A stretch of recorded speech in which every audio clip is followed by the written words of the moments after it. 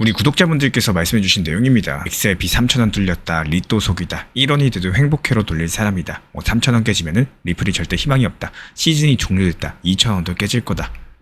정말 많은 글들을 적어주셨는데요. 이 많은 댓글 적어주신 분들께서 적어주신 날짜가 불과 한 달 전입니다. 이 1개월 전만 해도요, XRP 리플에 대해서 부정적으로 생각하시는 분들, 손절하시고 더 하락하기를 바라셨던 마음으로 적어주셨던 분들, 다양한 분들이 계셨을 걸로 생각이 돼요. 우리 신사 채널에서 항상 이렇게 많은 의견에 댓글 적어주시는 분들께 긍정이든 부정이든 어떤 내용이든 댓글 자체를 모두 감사하게 생각을 하고 있습니다.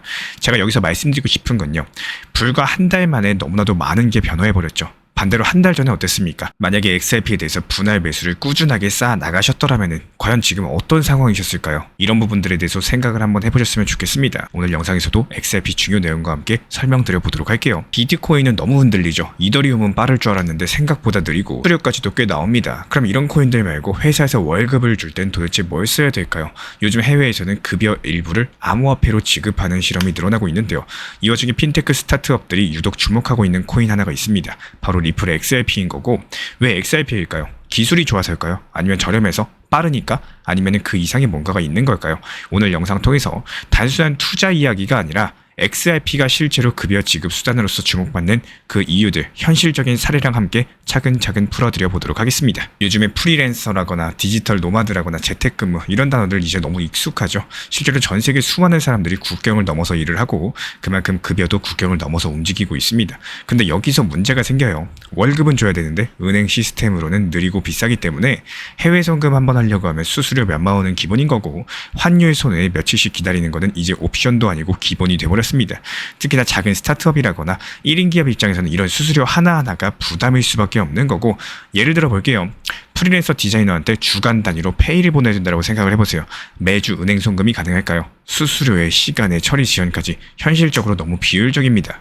그러다 보니까 요즘 기업들이 대안으로 눈을 돌리는 게 바로 암호화폐 기반의 급여 시스템, 이른바 크립토 페이롤입니다. 수수료가 거의 없고요. 실시간으로 보낼 수가 있고, 무엇보다 중간에 은행을 거치지 않아도 바로 당사자한테 전송이 가능한 구조를 가지고 있는데요.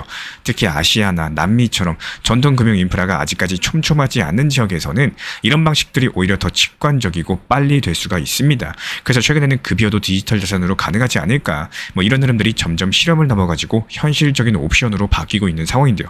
그 중심에 바로 지금 XRP가 있다는 거예요. 단순하게 송금형 코인으로만 알고 계셨다면은 지금부터는 아마 조금 다르게 보이기 시작을 할 겁니다. 그렇다면 이제부터 XRP가 왜 급여 지급에 적합하다라고 말씀을 드리는 건지 기술적인 부분들 조금만 쉽게 짚어드려 보도록 하겠습니다.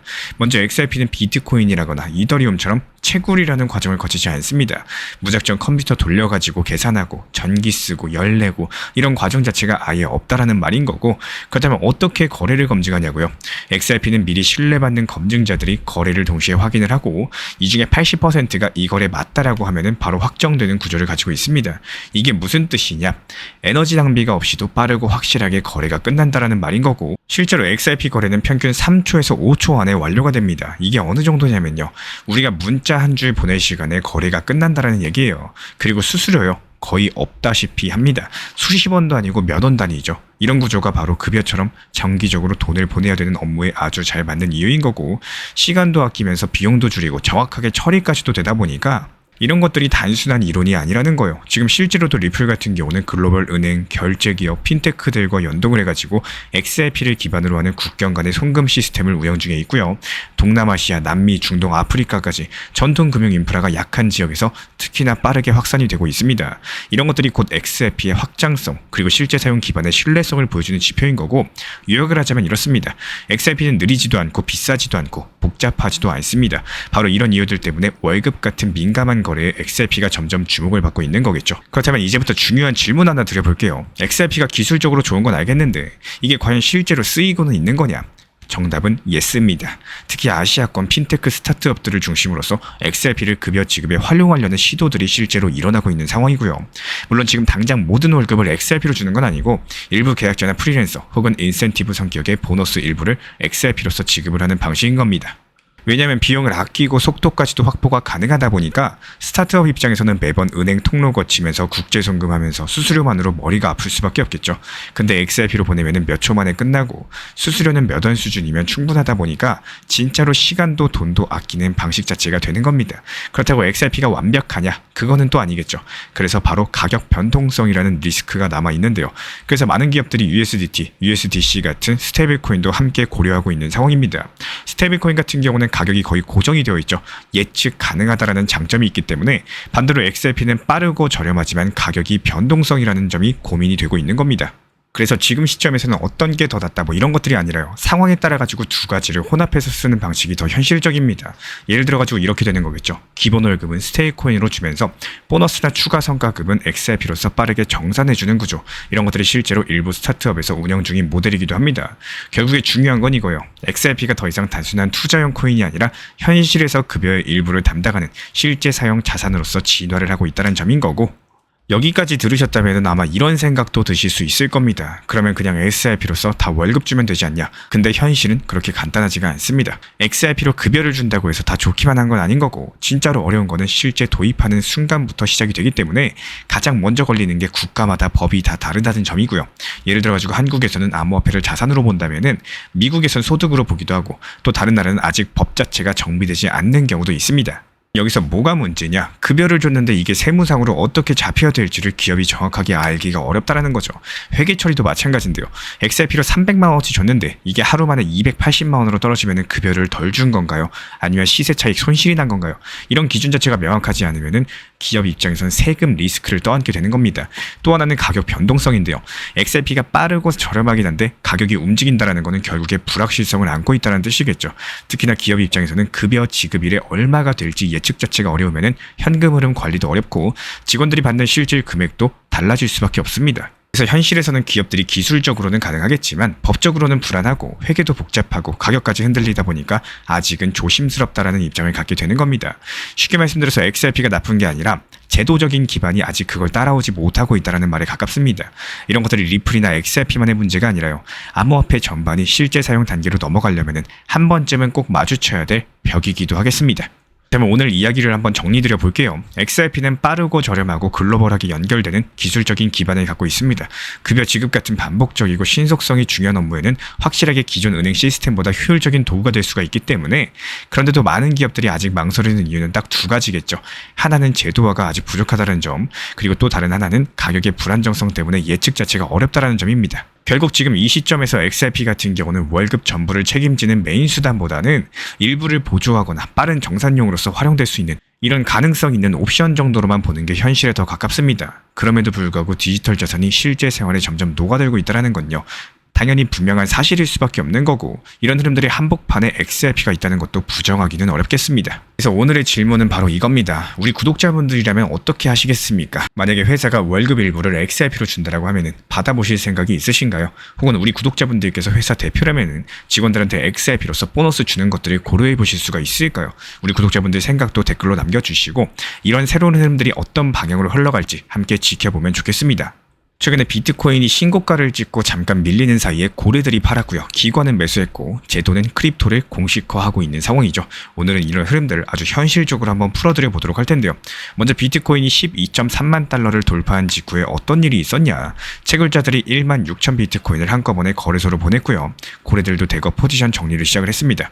단순한 기술적인 조정이 아니라 이득 실현 구간으로서 해석할 수 있는 대목인 거고, 그런데 반대로 ETF 자금은 어떨까요? 12일 연속 순유입입니다. 블랙록, 피델리티, 그레이스케일까지 자금 흐름들이 살아있다는 거고, 이런 구조들은 분명히 한 가지를 말을 해주고 있어요. 누군가는 지금 시장에서 빠져나가고 있겠지만 또 누군가는 조용히 들어오고 있다는 겁니다.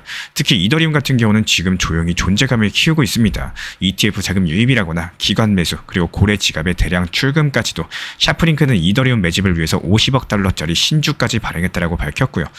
현재 시장 전망 자체가 이더리움 7,000달러는 이제 비현실적인 숫자가 아니다라고 나오고 있습니다. 여기서 시장 전체를 흔든 거는 따로 있죠. 바로 트럼프 대통령의 지니어스 법안 서명인데요.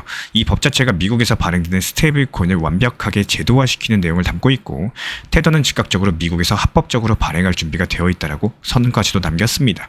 마스터카드도 이제 기관들이 디지털 자산을 본격적으로 채택할 환경이 열렸다 이렇게 반응을 했죠. 지금은 단순한 가격 상승을 말할 때가 아니라는 거예요. 자산의 지위 자체가 바뀌고 있는 상황인 거고 이런 구조적인 전환기에는 늘 똑같은 패턴들이 반복이 됩니다. 겁난 개인 투자자들이 빠질 때 큰 손은 묵묵히 자리를 잡는다라는 거겠죠. 이번 주 알트코인 시즌에 대한 기대감도 커지고 있는데요. 코인텔레그래프 측에서는 비트코인 자금이 슬슬 알트로 넘어가는 중이다라고 분석을 남겼고 국내 설문조사에서도 64% 이상이 올해 안에 알트 시즌이 온다 이렇게 응답을 남겼습니다. 실제로 XRP, 솔라나, 세이 같은 종목들의 검색량이나 언급량들이 급격하게 증가를 하고 있는 상황인 거고요. 이럴 때일수록 숫자랑 흐름들을 먼저 볼 줄 아셔야 됩니다. 감정은 시장에서 늘 늦게 반응을 했기 때문에 지금 시장 같은 경우는 단순하게 오른다 내린다 싸움이 아니에요. 누가 팔고 있는지, 누가 사고 있는지, 어떤 규칙이 바뀌고 있는지 이 세 가지 질문들 계속 던지면서 숫자랑 흐름 중심으로서 대응을 해보시길 바라겠습니다. 그리고 XRP 관련해가지고 우리 구독자분들 댓글 중에서 정말 많은 말들이 쏟아진 바가 있었죠. 하지만 저는 그렇게 보지 않습니다. 오히려 그 반대라고 생각을 합니다.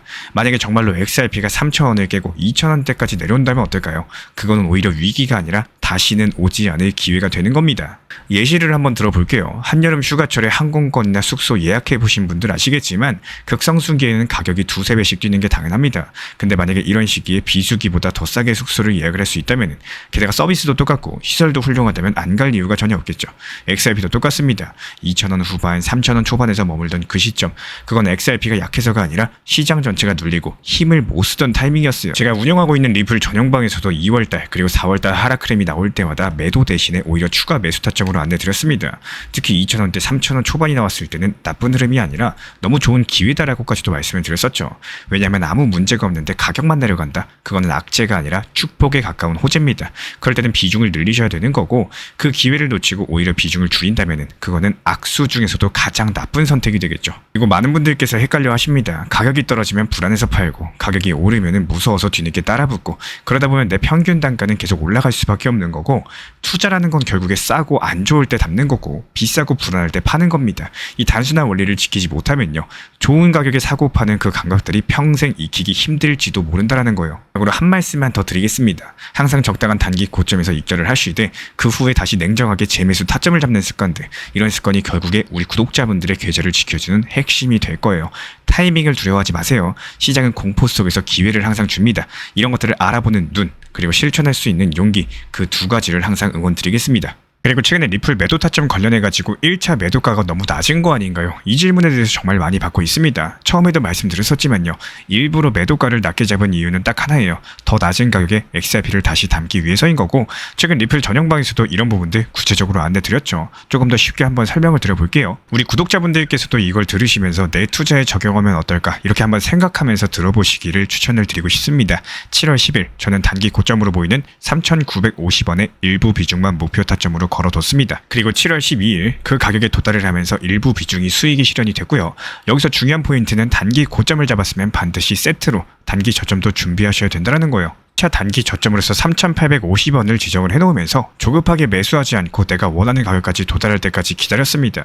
이게 바로 원칙이 있는 매매인 거고 그리고 7월 15일 예상했던 3,850원의 매수가 체결이 됐습니다. 여기서 전체 비중을 다 넣는 게 아니라요. 비중을 나눠서 분할 매수하고 남은 현금은 2차 저점 타점에 걸어두면서 기다리는 전략을 취했고요. 여기서 한 가지 꼭 짚고 넘어가고 싶은 게 있습니다. 공부도 중요하겠지만 투자를 너무 어렵게 생각하는 분들이 계십니다. 하지만 결국에 투자 원리는 딱 한 개입니다. 싸게 사서 비싸게 파는 거, 그 이상도 이하도 아닌 거고 그것만 잘하시면 되는 거예요. 모두가 끝까지 들고 있으면 좋겠지만요. 투자 시장은 절대로 그런 곳이 아닙니다. 매도하는 사람이 있어야지 매수도 일어나는 곳이다 보니까 그래서 우리는 시장의 흐름을 냉정하게 읽고 누군가가 흔들릴 때 먼저 움직이는 습관 자체가 필요한 겁니다. 마지막으로 다시 한번 강조드리고 싶어요. 못 팔아서 후회하는 것보다는 차라리 일부라도 수익을 챙기고 여유 있게 기다릴 수 있는 사람들이 결국에 살아남는 겁니다.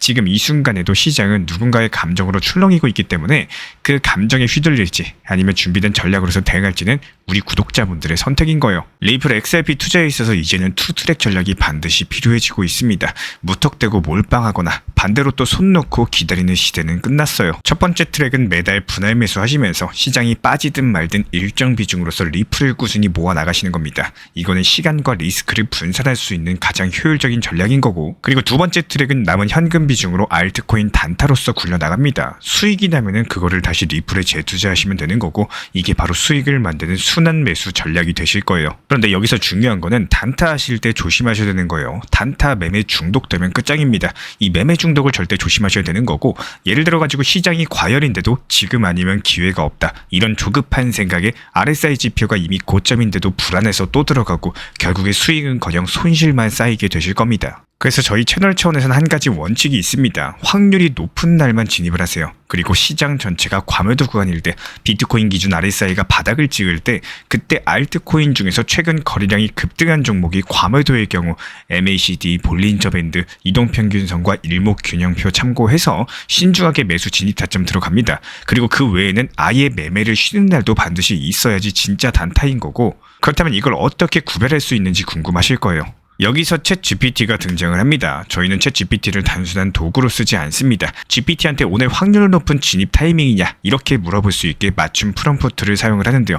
그리고 그 결과에 저의 실전 매매 노하우 30%를 덧붙여가지고 GPT 시그널을 보완합니다. 어떻게 하는지 궁금하신 분들 GPT 검색력과 활용 전략을 이용해가지고 이 두 가지를 한 방에 알려드리고 있습니다. 현재 보이시는 번호로서 리플 단타라고 문자 남겨주세요. 지금 이 영상 보신 분들에게만 오픈합니다. 그냥 GPT 쓰는 법이 아니라 투자로 연결되는 GPT 사용법 지금 바로 알려드리도록 하겠습니다. 제가 안내해드리고 있는 코인 신사 채널 멤버십 전용방에 대해서 짧게 설명드려 보도록 하겠습니다. 리플, 암호화폐 시장에 대한 중요한 이슈, 그리고 브리핑이나 시장의 흐름에 대한 전문적인 분석 내용 설명과 함께 차트상의 기술적 분석, 온체인 지표와 투자 심리에 대한 내용들을 같이 안내 도움드리고 있고, 가장 중요한 투자 심리를 컨트롤하기 위해서 포트폴리오의 구성에 대한 노하우, 투자 심리 컨트롤에 대한 내용도 같이 안내드리고 있습니다. 코인 신사 스터디 멤버십 가입하신 분들께서는 아래 번호 혹은 신청 링크 통해서 남겨주시면 제가 연락드리고 있고, 안내 설명과 함께 신사 채널 리플 전용 멤버십 방에도 입장 안내 설명드리고 있습니다.